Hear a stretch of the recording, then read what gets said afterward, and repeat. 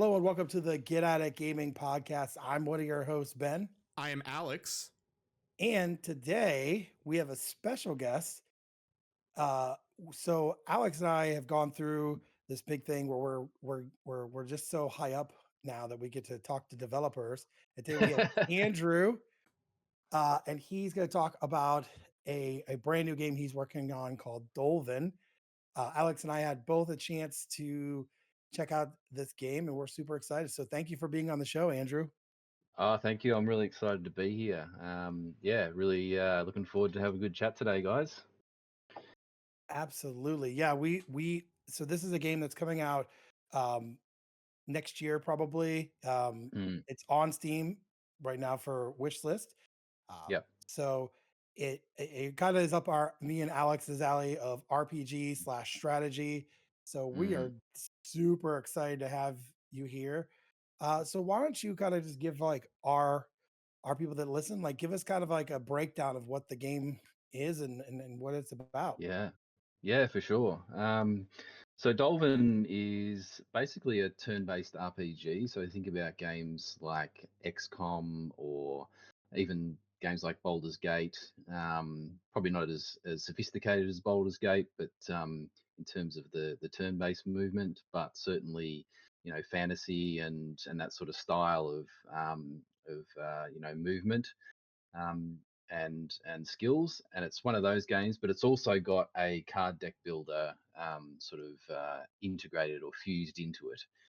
So it's basically, I guess, that the thing that is different between this and really other sort of card deck builders, because there are games that are similar, like Slay the Spire. I don't know if you played Gloomhaven before. They're kind of very similar games. Mm-hmm. I guess the difference with our game is that you can actually form hands in the game.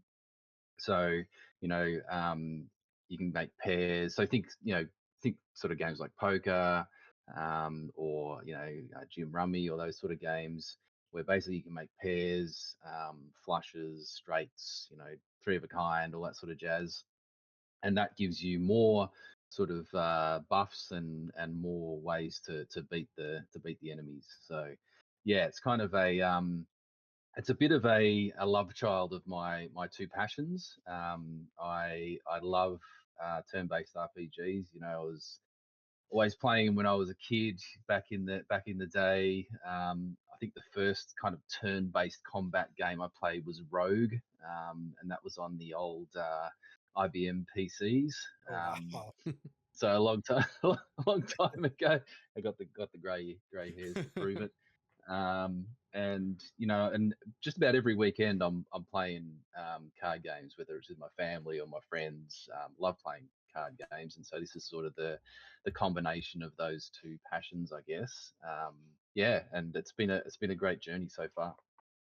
That's awesome. I Mm, like the part where you talk about, because when I was playing it, I thought this was gonna be like your typical strategy card building, but I loved how it was different where you could do things mm, like three of a kind and stuff like that. mm. I love that kind of aspect. I used to play poker a lot before I got Yeah. married. Since I've been, Yes, it my wife happens. doesn't like it so much, but yeah, I love that aspect of it, and it gave me really good old school vibes. I know Yeah, a from lot of people have said that. Yeah, I know Alex and I were talking about Mm, that old school look and feel. Um, mm. it really kind of gave me that as well. I know Alex, Yeah, we were talking about that today. yeah. It's I mean, I loved sort of playing those sort of 90s, kind of late 90s, early 2000 RPGs, and I think that's influenced the art style a little bit. I've sort of got a kind of vision in my head of what I want it to look like, Mm-hmm. and I've just gone out and sort of contracted artists and bought assets and licensed things that kind of um, fit that vision. Yeah. Yeah, Yeah, that was one thing I really do like is that art style. It really brings you back to a specific time frame, and it's Yeah. very nostalgic in a good way. So I Yeah. really do appreciate it. Thank you. And it's interesting when we've got we've been to a few conferences and we've had a lot of feedback around that, both from older sort of people who are perhaps around in those times when those things were quite popular. But also from the younger generation, we're getting, it seems we've got this split of these sort of young kids that are really interested in it and keep coming back and playing it. And I don't know, I'm not certain as to why. I would have thought that mainly it would be more appealing to older gamers who love that kind of strategy kind of feel. Um, but yeah, there seems to be this sort of split between the younger generation and the older generation coming in and playing it. Not much in between, which is Huh. interesting. Hmm. Yeah, but yeah, it's been encouraging, that's for sure. Yeah, Mm, I think growing up in the '90s, as I did, love I got that feel, but yet it's on yeah. newer technology, which is great. So, Yeah, we've yeah, so we're using Unity to build this one. I've been developing games in Unity for about 10 years. I like Unity, although there's been a bit of fun with the licensing recently around that, and Mhm. but I think they've pulled their heading now and starting to listen to developers, so that's a good sign. Um, and yeah, we've been able to start using some of the new particle effects in there. Well, new to me anyway. And so yeah, which has been great. So Nice. yeah. So with that, you said you've been working with stuff for about like 10 years at least with that. What about your studio in particular? How long has that exist, or like what's your background in game development as a whole? Yeah, sure. So I was pretty much solo up until about 2022, I think it was. So I'd done a couple of games, nothing big. I'd released a couple online. There's one you can play right now, actually. I'll link it at some point. And a couple of mobile games that I sort of got to the point where they were playable, but I didn't really release them. Mm-hmm. So it was more of kind of, I guess, a hobby sort of style. I've always been working in technology. I've been working in mainly corporate jobs, which is kind of boring and mundane and not very creative, but it pays well. All the Mm-hmm. boring work is where the money is, unfortunately. Mm-hmm. And so I haven't really had much of an opportunity to kind of go deep into gaming just because it takes a lot of time. Yeah. And so I then COVID hit, and I had suddenly had a bunch more time. And so, I could, instead of, because I live about an hour away from where I work, and so that's 2 to 3 hours extra in my day, and so I've just Mm-hmm. devoted that to game development. And even now, I only work in the office 1 day a week, and so I've sort of got a lot more time to spend on it. Um, but in the meantime, I also met a lot of people at these conferences that I went to. So we have PAX in Australia, and I think there's one in the US as well. Mm-hmm. Um, and and so I met a whole bunch of guys there and girls, and we sort of formed a bit of a team. And yeah, we've been developing. So we've got a 3D artist, we've got another senior programmer, one graduate who came from Swinburne University, which is here in Victoria. Mm-hmm. And also I've convinced my wife to jump in and help out. So she's getting right into it, which is awesome. And also a tester as well. So, it's a small little team, but very dedicated and talented. And so we've been developing together as a team, as Covyne Entertainment, since 2022, which was around 2022 PAX, which is great. So and yeah, the term Covyne actually means a group of people, um, and so yeah, that's kind of where that name came from. yeah, Mm, we were just talking about that before the show because yeah, I wanted to double check on the name, and yeah. you've got one of the coolest studio names I think I've heard in a longest time. Uh, I like it. yeah, it It was was so interesting. fun. It was interesting. I was looking up old English words, and because I'm big fan of the fantasy kind of genre. I love Mhm. fantasy games. And I was looking up names for the game that I was creating, which is Dolven. So Dolven actually means buried in Old English, Oh, nice. and there's I won't give away the story because it's quite an epic story in Dolven. In fact, we're only creating right now the second part of the story. There's a first part of the story. The word Dolven uh, kind of refers to the first part of the story. There's three parts to it. So a hint there. I'm not going to give anything else away, but there's certainly yeah some sort of throwbacks to the first story in the one that we're creating now. So that was the word Dolven, and the word Covyne is also an old English term for a group of people. So there you go. That's where it Yeah. came from. If you guys ever do T-shirts with that on there, I would totally purchase a We T-shirt. have got t-shirts. You can only buy them at the conferences right now, but we'll see if we can get one up online at some point. I was Awesome. just see, it's funny because I feel like if I tell my wife that they're only going to be at the conferences in Australia, it's a trap. Yeah, that's right. Because she's like, well, why don't we just go to Australia? Yeah. Uh, Well, actually, the plan at some point is to come over there to PAX East. Oh, oh, nice. nice. So I want to do that next year when we release. So Oh, yeah, that's the goal. Now, it sort of depends on how things go over the next year. We've got a free demo that'll be downloadable at the end of this month on Steam, which I think you guys have had a bit of a chance to muck around with a little bit. yeah. Yeah, and so we're going to look at how that goes in terms of interest, and then sort of go from there. Yeah, I always love.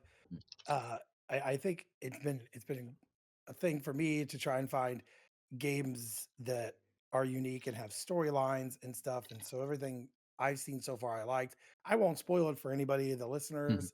I will say once that demo comes out, we will definitely have it on our social media so everyone can check that out. Great.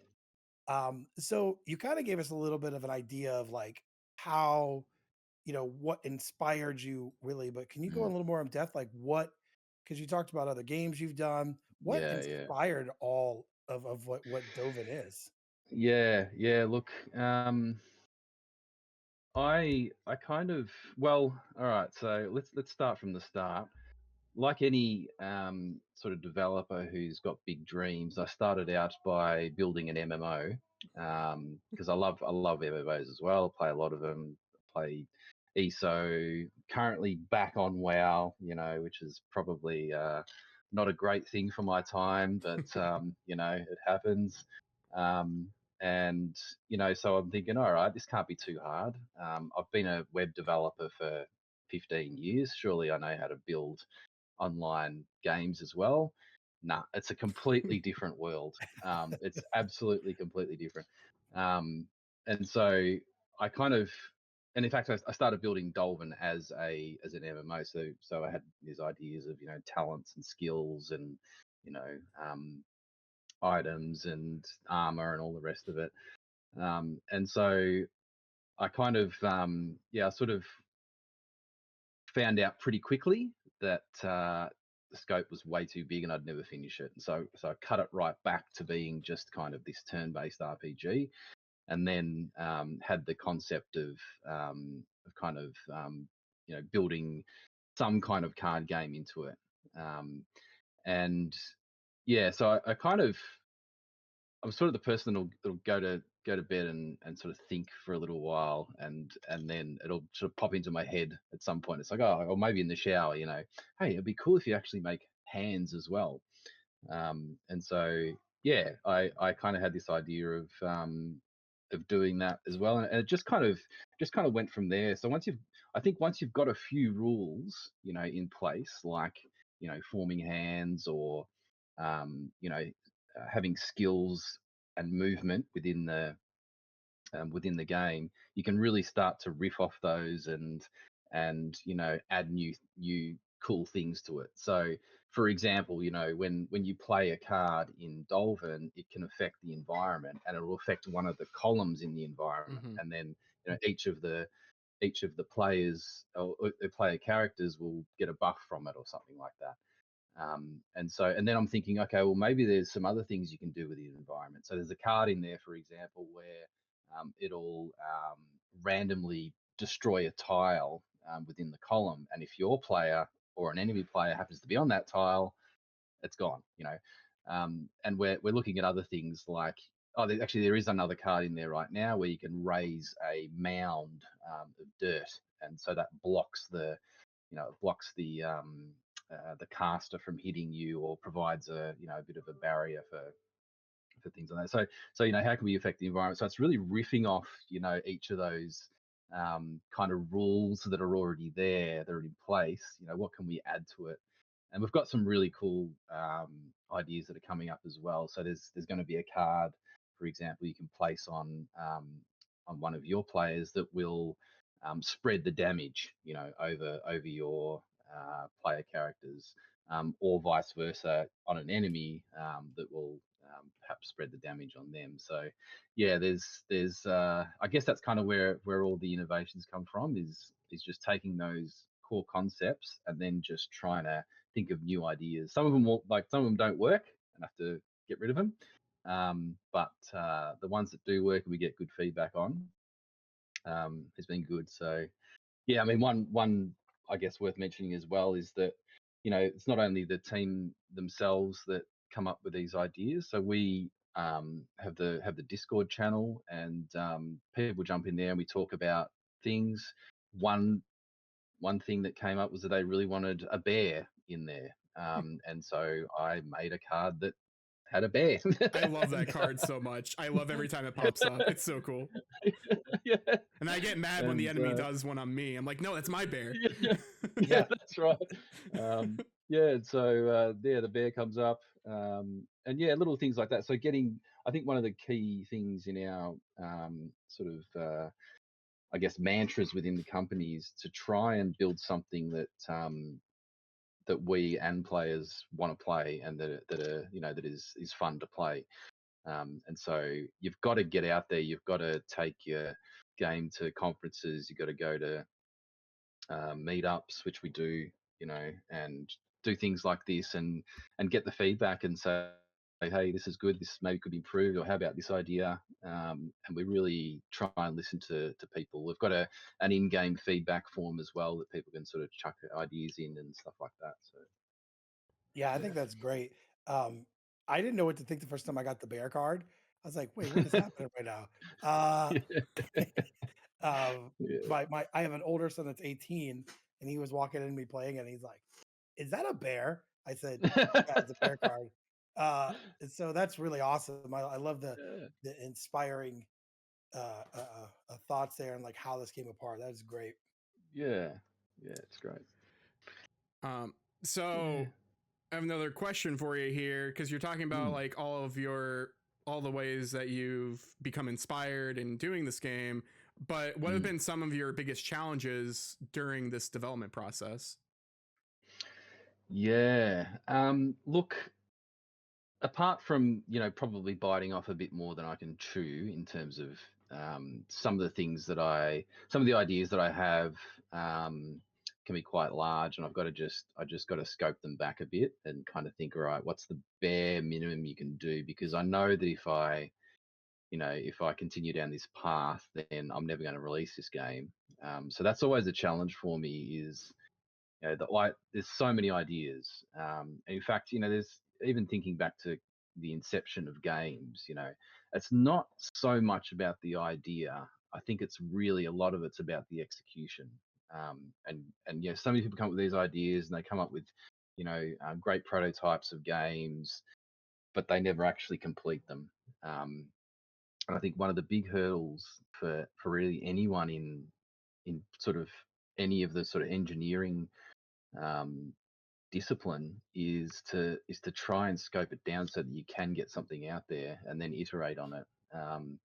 Because I mean, I love it. It's so much fun getting in there and building stuff and actually coming up with something that people can play and and sort of sharing that experience with people is awesome. I love doing that. Mhm. But you can really go down some rabbit holes, and it's really trying to cut off that scope is one of the big things. I think the other thing is is really I'm most software engineers are very introverted. I'm kind of a bit of both, introverted and extroverted, I guess. Mhm.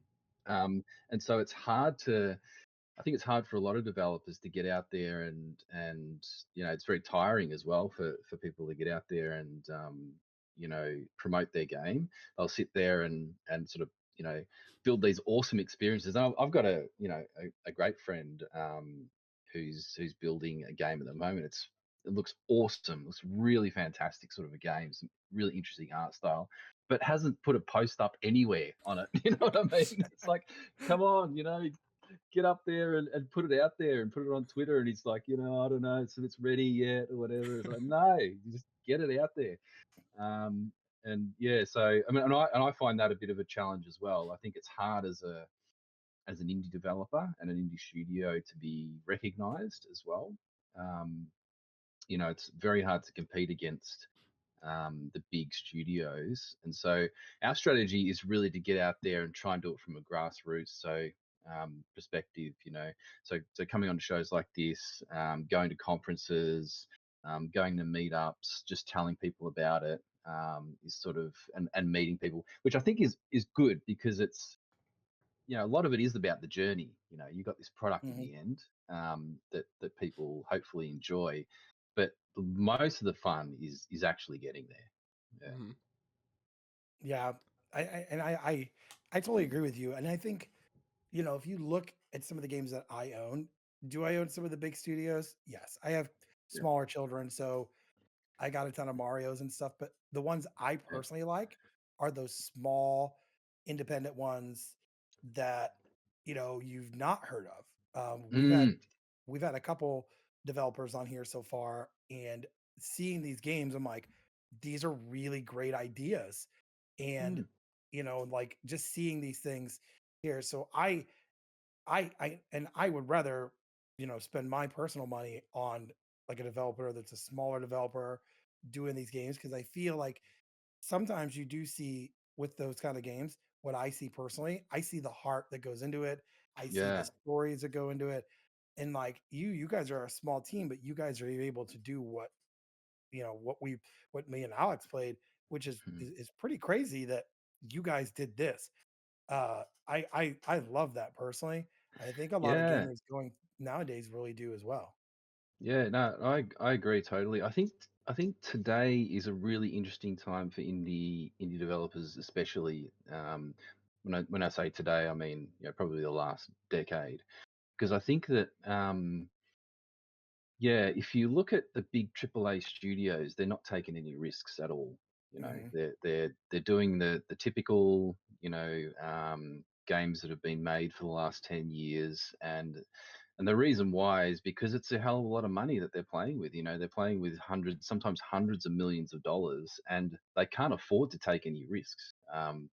And so that's why you see, quite often these days, you see, maybe 1 in 5, 1 in 4 of these AAA games just totally flop because, it's same thing, played it before, not interested, you know, Yeah.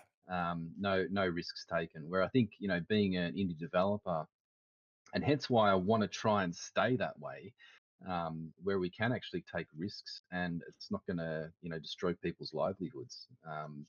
Which is, I think, unfortunate, um, unfortunate sort of part of the gaming industry. To be honest, we're seeing a lot of layoffs at the moment, Mhm. which is a bit of a shame. But I think out of that friction that's happening at the moment, we're going to see a lot of innovation, which usually happens. If we think back at, I'm also a big, I'm a bit of a musician myself as well. I actually Mhm. just released an album. There you go. Oh wow. Oh, Um, nice. yeah. So, yeah.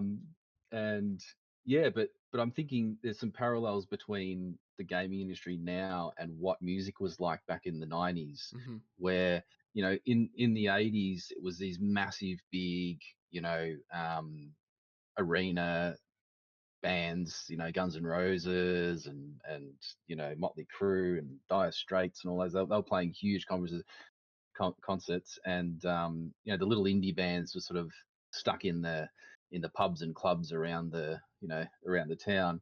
And then bands like Nirvana and Pearl Jam came out and just totally destroyed everything, because people were just sick of that type of music. Yeah. It's the same thing. It was over and over again. And yeah, just this explosion of alternative music from independent bands and labels happened.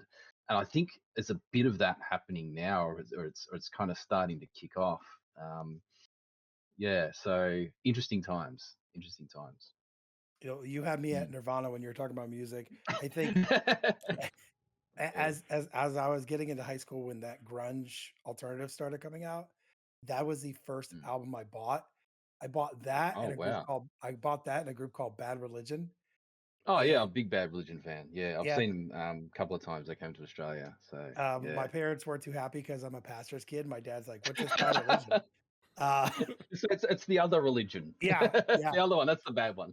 Yeah, but yeah, I totally feel like you're speaking definitely a lot of truth with indie. I love trying to support indie developers.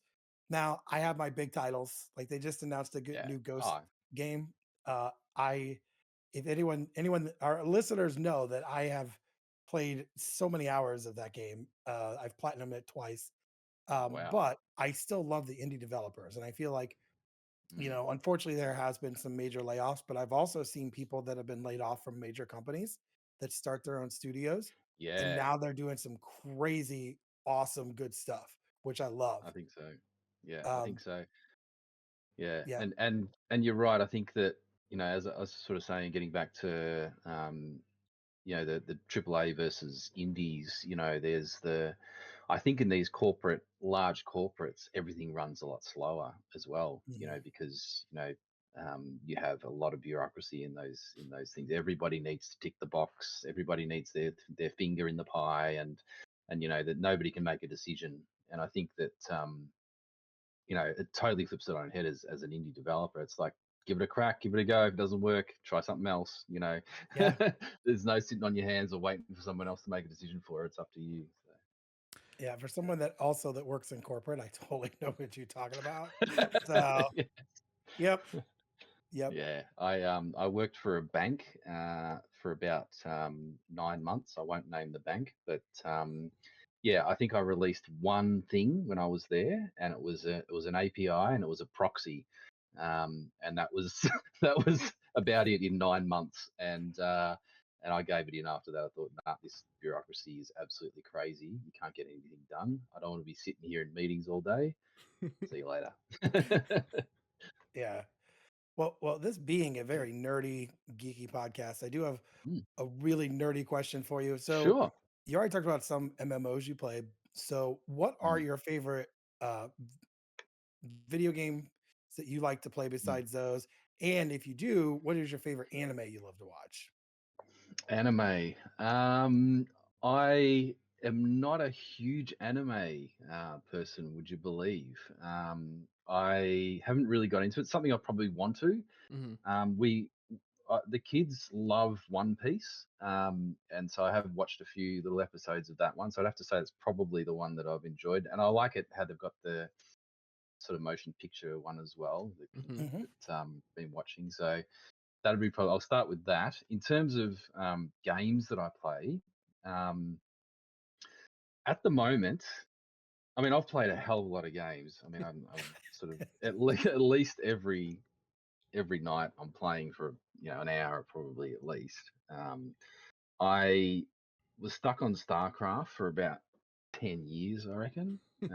Got up to Diamond League in that one. Oh wow! Um, yeah, which I was pretty happy with. Um, 4v4s though. I always love the big battles. Mm-hmm. And so yeah, played that for quite a while. Um, Obviously WoW, which yeah, it's probably I don't really want to get too much into that because I'm spending way too much time on that game. I've got a prop warrior at the moment, which I'm decking out, mainly doing battlegrounds. So love doing that. So competitive stuff I quite like. I quite like that idea of competitive stuff. Played a lot of battlefields as well, pretty much all of them. Mm. ESO spent way too much time in Elder Scrolls Online, and even got into the game Tribute. I guess that's probably another area of influence for Dolven. So yeah, like the idea of having mercenary cards and spell cards in Dolven kind of came from that, and also the play. So it's sort of how you get your cards. It goes to a discard pile, and then you run out of cards. Discard pile will go to your off to your draw pile. That sort of mechanic came a lot from Tribute in ESO, and I used to log on to ESO just to play Tribute. So I'd be I'd be just wandering around farming, and then the Tribute match would pop, and I'd go, all right, cool, let's get into that, and I'd just play that. It's so okay. yeah. I used to get on any of the Yakuza games just to play like shogi or something like that some days. So like I completely understand the meta of just playing a game within a game. That's me. Yeah, that's a bit crazy, isn't it? So yeah, and look, before sort of the internet was around, I did play probably a wider variety of games, because I think once sort of online gaming came around, because games then could be updated and sort of changed, you sort of didn't get as bored, I guess, and so you wouldn't move on to other things. But before that, I mean, I played heaps of games. You've got to name it. I probably played it. I had a PS2, PS4. Actually, back in it's probably you know pushing the timelines. Back in the 80s, of my best friend at the time, he he uh, he left school in year 10 because he was not academic at all, and he went and worked on a farm out here in Victoria, and we used to take his wage, and we would have a little spreadsheet, and we'd figure out how long it would take him to buy the next console or the next game that we wanted to play. So he had all of them. He had like the original NES, he had Super Nintendo, he had the Neo Geo. Oh wow. And we would just go through and buy. It would be a new console, a new game, almost every week, and he'd end up with no money at all by the end of the week. But we'd be buying games and playing them. I had an Amiga as well when I was a kid, which was certainly influenced a lot of my gaming and games that I've created. So played way too many games on that. So look, if anything, pretty much most fantasy games I've played, big AAA ones, and sort of revolving around shooters and that sort of stuff as well. So yeah, we could be here till Christmas time talking about all the games played. So yeah. Yeah. No, I think my go-to is probably Halo. I probably play it. Yeah, Play. I loved Halo. Yeah, the first one I did that with a mate on the couch and went through the whole thing and absolutely enjoyed every minute of it. Wasn't such a big fan of the following couple of incarnations, but the first one I was really it was a really good game. Yeah, as you can see, I have a whole thing of behind me of just NES. Yeah, Yeah, just collecting nostalgia. awesome. But yeah, I get where you're coming from. Like that was just a different time, and the fact that you had a Mm. friend that had a Neo Geo is pretty Yeah, crazy. Because I don't know that anyone when I was growing up when they were coming out, no one on my block had one. I mean, everyone had it like took my an mate. NES and stuff. Yeah, it took my mate a couple of weeks to save up for that one, that's for sure. And he had to coax his mum into giving us some extra cash as well. So yeah, That is awesome. Yeah. Well, Good. speaking of games and just some of your favorite games and such like that. Mm. So Dolven obviously like is your current work, but what Mm. would be like you're talking about how originally you wanted to do an MMO. What would be your dream Yeah. game to be? And do you still see yourself being able to do like an MMO someday? Is that still on the horizon for you? Yeah. Yeah, look, I've always wanted to do something like that. I think that, you know, I want to take a few little risks though, and I want a different experience to what we have now. And so Mm-hmm. if anything, it would be a bit different. I've got some pretty um I think fun ideas Mm-hmm. about how combat could work in MMOs. And so I've got like a sort of um, a combat mechanic that I think would be interesting, and so I want to explore that. And so I'm thinking maybe starting off something really small. And I was actually it's coincidental because last night I was thinking about the idea where um, I want to make a game where it's basically King of the Mountain, where you you can sort of try and get to the top of the mountain, and you have someone who may already be there who's trying to fight you off, or people that are trying to get up and stop you from getting to the top. Mm-hmm. So I'm thinking about that would be pretty cool as a little maybe first incarnation of multiplayer games, and with this new mechanic. And so that's kind of one idea. I think the most immediate thing we're going to do though next is actually a game that my wife has come up with, which is called Maralinga. Um, so that's in its sort of new, in its kind of infancy at the moment. So Maralinga will be it's going to be a sort of survival horror game.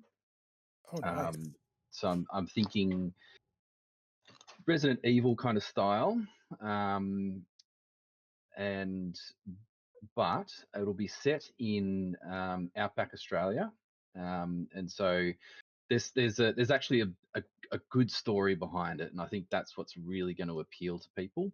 The story is actually about a place in Australia which is called Maralinga, and back in the 1950s, the government used to test atomic bombs there.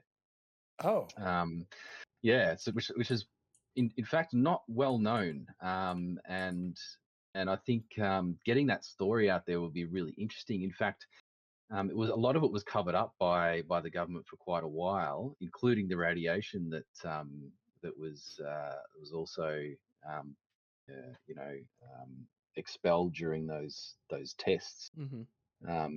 And so, and there was also a lot of effects on the local environment and indigenous people as well at the time. And so, there's a lot of stories to be told there. We're going to tweak it a little bit. We're going to say that, obviously there'll be some truth to it, but Mm-hmm. there's going to be some fantasy, and the fantasy will be around how the wildlife and fauna has mutated since the tests. And so we've got some pretty crazy animals here in Australia, Mm-hmm. and I think that we can riff off that really well. And so, I'm really looking forward to some of the creations that come about as part of that new idea. So we're in the infancy right now, just figuring out gameplay mechanics. We're going to put together um, very soon a little sort of first level, I guess, or a first sort of scene Mm-hmm. and share with people. And so that'll be the next one we work on. I think that we've already started collaborating with some Indigenous people in Australia as well to get their feedback on the game. So that's going to be really fun. There's a lot of stories to tell there. So yeah, I'm really looking forward to that one, and yeah, I think the rest of the team is too. So That, that is an mm. yeah, awesome idea. yeah, for Uh, sure. I love old school Resident Evil. I'm not Yeah, some of the new stuff I'm not really into. no, But yeah, I love that aspect, but I felt like Resident Evil's just there was no truth behind it, you know. This Yeah. year, that's crazy. I had no idea. Yeah, Um, neither did I. There's actually a really good show. I don't know whether you'll get it in America. It's called Operation Buffalo. Maybe you can get it off a dodgy site or something. I don't know, but it's called Operation Buffalo, and it's about the tests that happen in Australia. It's a crazy film, but it's got the truth. It's probably be much closer to the truth than what we will tell. Mhm. But yeah, if you want to look at a half decent Australian drama that is around the Maralinga tests, that is a pretty good one, and it was one that we thought, well, let's watch this one and get a few ideas of what happened out at Maralinga, and yeah, it inspired us to push further into the idea. So yeah, I love that type of game. Um, there, although as the older I get, the jump scares More are fatal. worse. Yeah, yeah, that's right. The or next may jump need a scare could be your last. Yeah, yeah, or I may need a pad or something, or yeah, that's as older right. as I get, Yeah. uh, Yeah. you know. Well, again, Yeah. we appreciate you having you on the show Yeah. and coming and working with us. Where can Mm, they find if anyone listening right now? We will share links and mm, stuff on our social media, our X yeah. and Facebook and Instagram. Where can people find you? I know you mentioned a Discord. Yeah, so we do have a Discord channel. Probably best to jump on X because it's got our link on X, Mhm. and you can jump in there. We've got a whole bunch of channels. We're really, as I said earlier, we're really interested in people's feedback, especially when the demo comes out at the end of the month. The other thing I'll mention is that we're actually making a real life Dolven card game as well, Ooh. and Oh, I've got a one of the cards here. So Oh, oh, that that's is it's an super example cool. of one of the that's really cards. awesome. Yeah, and so it's a couple of different ones here. So this game can be played with just two people, and it's a little bit different, but it still has the same sort of uh, I guess ideas from the game itself. And so yeah, we'll be playtesting that at PAX in well, a couple of weeks now, not even a couple of weeks. Yeah. And so yeah, that'll also be something that we'll be promoting as part of the alongside the game as well. So a lot of people have been interested in that one as well. Yeah, those Yeah. look awesome, by the way. Thank you. Um, yeah, I love that kind of stuff. I'm not good at card games. The only one I'm decent at is poker. Um, and I haven't played poker in a while because my wife said no. Um, Yeah. but yeah, Yes. yeah, and then anything like links or anything like that, we'll Mm, definitely have on all of our social media. yeah. Um, Right. and we'll definitely promote this. And we're excited to have you on and to see where the game comes there. Thank you. So we do have a tradition on the show, and Okay. hopefully you could kind of do it. So when we get done with the show, I ask, "Is there anything else?" And we just say, "Get at it." We just go down the line, and then I would be last to be like Alex and you. We would love if you could join in with that. Okay. Since we're all best friends now, um, definitely there. So Alex, do you have anything else to add? Nothing else except get at it. Get at it. Oh, sorry, I went early. Totally screwed it up. You ruined Please, it. yeah, I did. All I right. ruined it for All right, everybody. Andrew, now your turn. Get at it.